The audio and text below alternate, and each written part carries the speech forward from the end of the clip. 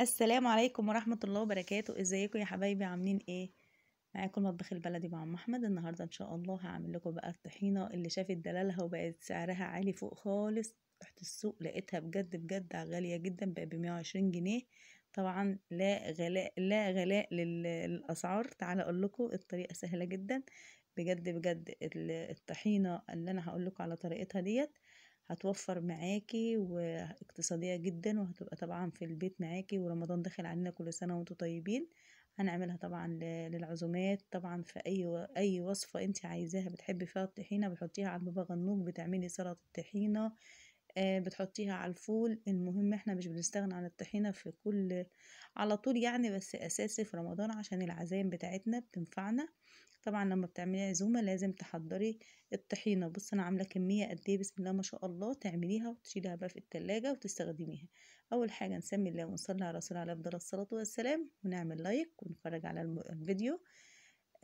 وزي ما انتم شايفين كده نفعل الجرس عشان يوصلكوا كل جديد. انا معايا الكمية بتاعتي اللي انا هشتغل بيها. الكمية دي بسم الله ما شاء الله هتعمل معاكي كتير. انا معايا هنا كوباية من السمسم، وكوباية من الدقيق، وكوباية من الزيت. الكوباية بتاعتك كلها بتبقى مقاس واحد، يعني فاهمة انتي؟ نفس المقاس اللي انت تعملي بيه ده، كوباية واحدة بتعبري بيها كل المقادير بتاعتك. انا مسكت السمسم كده في طاسة وعلى نار هادية جدا، وقلبته حمصته يعني عشان خاطر نطلع منه كل الرطوبة اللي فيه. وفضيت السمسم بتاعي في طبق، وخدت برضو الدقيق. اهم حاجة في الوصفة بتاعتك الطريقة اللي انا بقولك عليها. خدت الدقيق بتاعي برضو على نار هادية، وقعدت قلبته كده لحد ما طلعت كل الرطوبة منه.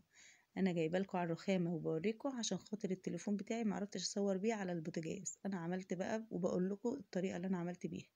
انا كده حطيت الدقيق بتاعي على البوتاجاز، طلعت منه الرطوبه لحد ايدي ما سخنت فيه. حطيت ايدي لقيته سخن، والسمسم نفس النظام لما لقيته لسع ايدي بتني تقلبي فيه. انا كده عندي المطحنه بتاعتي، هنحط فيها بقى كميه السمسم بتاعتي. انا السمسم ده يا جماعه مش جايبه السمسم الابيض، انا جايبه السمسم الغامق.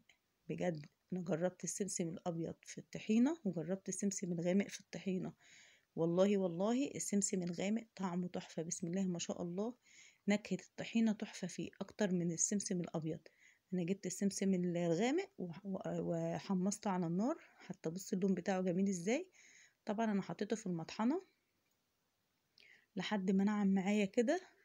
وممكن انتي بتعملي كده، وفي نفس المطحنة بتاعتك بعد ما بتطحنيه بتفضي الدقيق بتاعك وتفضي السمسم على حسب كمية المطحنة بتاعتك.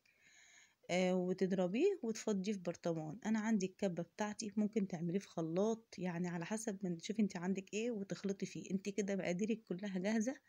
انا كده معايا الزيت بتاعي، معايا حطيت السمسم والدقيق السمسم والدقيق والزيت. هنطحنهم نضربهم كده في الكبة، هنخلطهم على بعض يعني. في الخلاط ينفع، في الكبة تنفع. بصوا بسم الله ما شاء الله، عملت كل الكمية بتاعتي. انا هعمل كده وهكمل بقية الكمية، بس انا حبيت اوريكم السمك بتاعها. وانا كده حطيت بقية الدقيق بتاعي، بس انا حبيت اوريكم السمك بتاع الطحينة بتاعتي. هي هنا خفيفة، انا لسه هحط لها بقية الكمية الزيت والدقيق. بصوا بقى الكمية الجميلة بتاعتي. بجد بجد الطريقة سهلة جدا زي ما قلت لكم. الدقيق بتاعي الاول نحطه على النار ونديله ايه تقلبتين كده لحد ما تحطي ايدك عليه تلاقيه سخن جدا، وتيجي مفضيه في طبق تطلعي منه الرطوبة. وتيجي حاطه السمسم برضو مقلباه لحد ما تلاقيه ريحته طلعت قدامك، وحطيت ايدك عليه تلاقيه سخن. اهم حاجة في المعلومة بتاعتي كوباية الزيت تكون زيت نضيف، زيت نباتي نضيف، ما يكونش زيت من بتاع التموين، لان فعلا بيبقى مخزز جدا، بيخلي ريحة الطحينة يعني ليها ريحة خزازة كده. فانا ما بحبش اعمل الطحينة بالزيت بتاع التموين، بتبرع واجيب ازاز الزيت من النضيف. طبعا احنا ما بنستغناش عن الزيت النضيف في البيت لان بنحطه على الفول، يعني المهم يكون زيت ريحته حلوة. بص الكمية بتاعتي بسم الله ما شاء الله قد ايه. الكمية بتاعتي كتير، عمل معايا احطه في التلاجة، بره التلاجة، بس الاضمن في التلاجة. وكل ما احتاج اخد بقى اعمل طحينة، سلطة الطحينة، احط على البتنجان، احط على الفول. اهم حاجة زي ما انتوا شايفين الكمية بتاعتي عملت قد ايه. ويا رب يعجبكم الفيديو. لو عجبكم الفيديو متنسوش تعملوا لايك وشير وتفعلوا الجرس عشان يوصل لكم كل جديد. والسلام عليكم ورحمة الله وبركاته.